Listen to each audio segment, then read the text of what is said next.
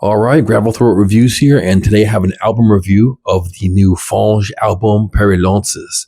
I reached out to Fange, and they were kind enough to answer a few questions about this project and the album, so I'll read those responses to you at the end of this video, so please stick around for that.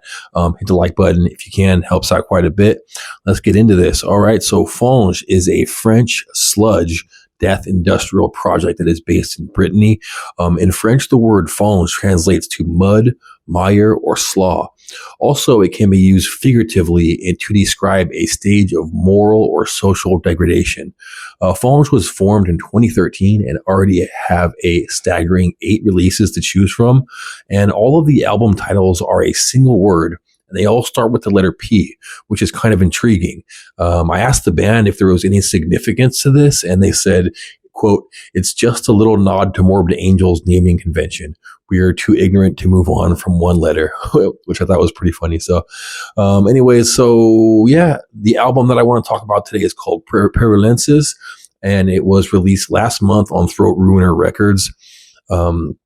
I'm not going to beat around the bush. This album is incredible. It's pulverizing, dynamic, unsettling, and odd in all the right ways. The first track is called Cavalier Soul, and it starts out with some distant metallic strikes that are reverbed and distorted. There is a spoken word passage that looms in the foreground for a few measures before erupting into an urgent but doomed out riff with a double bass kick that creates motion and movement. The guitar stacks are massive and profound, and they feel almost apocalyptic. From the halfway point on, there are multiple phases of spoken word and then crushing angular riffs. The vocals are amazing on this track. I love all the different intensities and inflections that this vocalist is capable of. The second track is called Sans Convention, and it starts out with some distortion and some smashing industrial impact kicks. This drowsy but somehow melodic, clean vocal passage lingers for a while before this insane riff explodes into the mix with no warning and completely cranks the intensity up to 199. I keep coming back to this riff over and over. It never wears out its welcome. The vocals on this album are some of the best and most dynamic I've heard in a while. The singer uses a very harsh and punchy crust punk delivery on some parts, and then on others he will do a more melodic spoken word, sometimes even a clean vocal. His ability to control the intensity of the vocal delivery in accordance to the mood or specific section is a very powerful tool to create a diverse emotional palette. It's all very compelling and entrancing the way he does this. Super cool. The vocalist absolutely commands these tracks with a firm, unshakable confidence, and the results speak for themselves. The song Mortes Compromises and Grand Guignol both are just section after section of unique vocal passages over compelling riffs that are a perfect match to the industrial impact snares and kick sounds that feel explosive and futuristic. The song Justice Cruel is a lumbering slow burner with massive walls of synth bass and an ominous string plucks. Then again, the song explodes into another driving and memorable riff that makes one's face distort involuntarily. The drums consistently provide stomping rhythms that are dynamic and massive. I love the use of industrial drums in metal because it allows the producer to make these huge kick drum stacks that create this incredible intensity when they hit.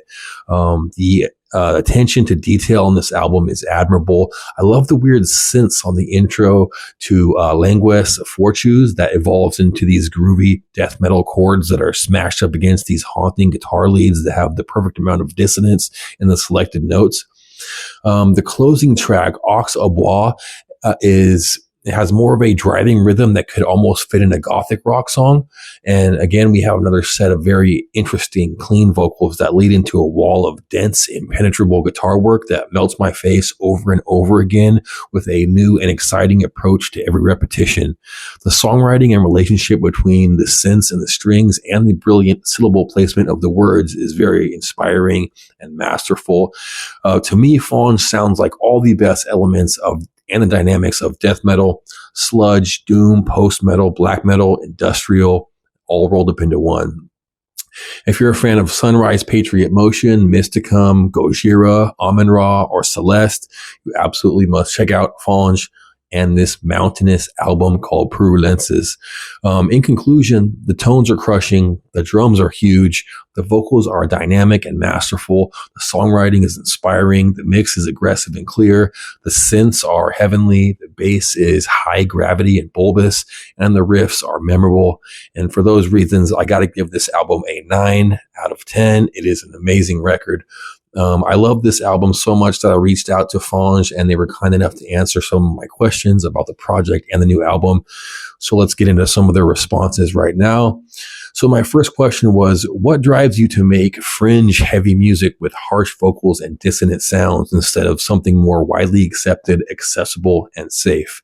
And Fange responds, quote, "We actually have this recurring joke inside our heads that we think we are Depeche Mode, while for the rest of the world, we probably sound like a washing machine tumbling down a flight of stairs. Over the past few records, we've found it creatively rewarding to repackage our lifelong attraction to uncomfortable music into more accessible elements, verse, chorus, structure, cleaner melodies, and vocals, etc. But yeah, a couple of decades of listening to confrontational bands might have fried our brains," end quote. The second question I asked is, what are some of the lyrical themes of the album Purulences? And Fange responds, "I always feel wordless when asked to talk about lyrics. I consider them as my only medium to express nuanced, uneasy feelings that I wouldn't know how to articulate in another setting. You can envision the record's title as a meta-commentary on the lyrical process, each track being like a mental pus-filled pimple pressed in 1,000 ways until it reappears elsewhere." And the third question I asked was, what are some of your favorite bands that influenced you over the years of Fange's existence? And Fange responds, "Our initial references, whether audible or not, span from Kate to Entombed to Death Grips to Accept Death. Depending on the era, you might pick up traces of Nine Inch Nails, Morbid Angel, Swans, or Suffocation." Yeah, definitely love that list of influences. Kind of explains what we got going on this album quite a bit. So, and the fourth question is, what is a lesser known band from France that you think deserves more recognition and why? And Fange responds, "Lately, I've been listening to a lot of Superific, who greatly channels the bleak, dark, ambient side of Coil. We're sharing the stage with her next month, and I'm impatient to witness it live." And the last question I asked was, what advice would you give to your fans and listeners who may be struggling with life? And Fange simply responds, "Never start a band." So something to think about.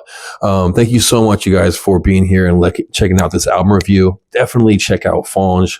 Massive shout out to Fange. Thank you for your time answering these questions for me. I'm going to be listening to this album quite a bit. It's going to be definitely on my list of amazing albums of the year at the end of the year. But yeah, follow Fange on all social media for their tour dates. They got a tour coming up in Europe in a few months, I believe. And that's going to be amazing. But yeah, thank you so much. This is Gravel Throat Reviews. I appreciate your time. I'll see you in the next one. Peace.